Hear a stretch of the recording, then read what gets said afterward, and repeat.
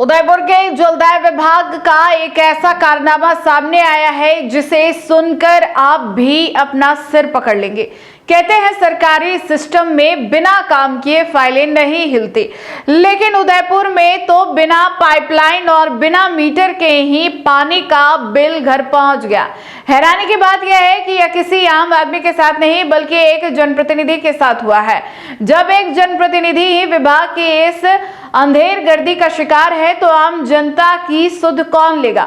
देखिए कैसे बिना पानी के एक बूंद पिए विभाग ने हजारों का चूना लगा दिया।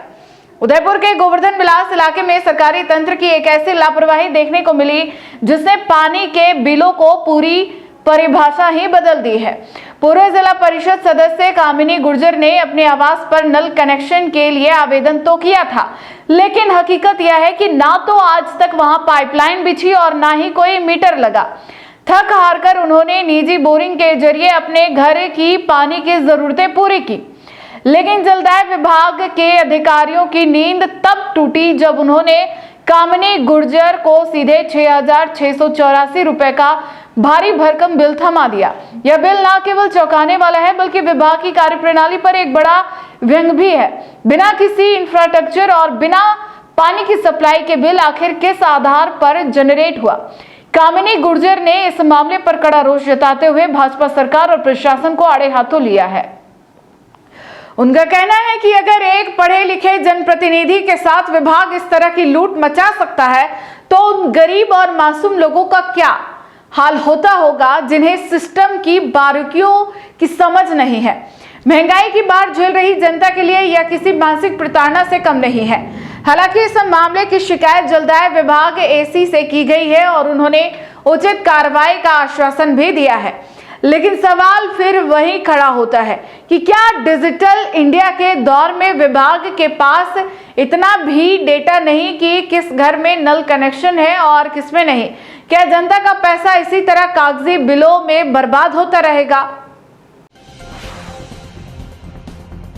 जी मैम, नाम बता दो क्या क्या मामला है क्या? मैं कामिनी गुर्जर, निवर्तमान जिला परिषद सदस्य। मेरा गोवर्धन विलास में मकान है, वहाँ पर है ना नल कनेक्शन के लिए मैंने अप्लाई जरूर किया था, लेकिन ये ना अभी तक वहाँ नल कनेक्शन हुआ नहीं है। उसके बाद मैंने बोरिंग करा ली थी वहाँ पर, तो बोरिंग के पानी से ही वहाँ पर रेंट पे लोग रहते हैं, वो काम में लेते हैं पानी। आज तक उन्होंने ना तो पाइपलाइन खींची है ना मीटर लगाया वहाँ पर। और ये परसों के दिन ये बिल आया 6,684 रुपए का। तो मैं जाके कल एसी साहब से भी मिली हूँ, उन्होंने कहा आश्वासन भी दिया कार्रवाई करूंगी, लेकिन इस तरीके का अगर जनप्रतिनिधि के साथ होता है तो आम जनता के साथ क्या हो रहा होगा। आपका बिना गोवर्धन विलास से तो ये बिल जो है कहाँ का है? गोवर्धन विलास मकान के ही आया है ना। गोवर्धन विलास। आपको क्या लगता है, जो आप तो एक पढ़ी लिखी महिला है और जनप्रतिनिधि भी है, आम व्यक्ति के जिनके घर पे कनेक्शन नहीं है उनको किस तरह? तो इस तरीके से तो आम व्यक्ति के साथ बहुत सारा अत्याचार हो रहा होगा और महंगाई की मार के कारण वैसे ही लोग परेशान है। आज लोगों का जीवन घर चलाना बहुत मुश्किल हो रहा है और इस तरीके से बिल आ जाए बिना उपयोग किए नल पानी को, तो फिर तो सरासर गलत है, अत्याचार है। जहाँ जिन लोग आपके तो नल कनेक्शन है फिर भी इतना बिल आया, जिन लोगों के घर पे आपको नहीं लगता जिन लोगों के घर पे नल का कनेक्शन होगा उनके साथ में कितना कितना हो रहा होगा। सही बात है ना, हो ही रहा है अत्याचार सामने आप लोगों के, और जब मेरे साथ हो रहा है तो आम व्यक्ति कितना परेशान है मैं सोच सकती हूँ इस चीज को। हर तरह से आज भाजपा सरकार विफल है। इस तरीके से इन्होंने लूट मचा रखी है, प्रशासन हावी हो रखा है, हर व्यक्ति आम महिलाएं सब परेशान है। महंगाई की मार में अगर इस तरीके के काम होते हैं तो सरासर गलत है। जी आपका क्या मानना, किस तरह के ये हो रहा है? गोपाल नागर, वर्तमान पार्षद। देखिए, कामिनी जी के जब कनेक्शन नहीं है और इनको 6,000 रुपए का वाटर बोर्ड द्वारा बिल पकड़ा दिया गया, सरकार के नुमाइंदे सरकारी कर्मचारी कितने लापरवाह है इसका प्रत्यक्ष उदाहरण यहाँ आप देख रहे हैं।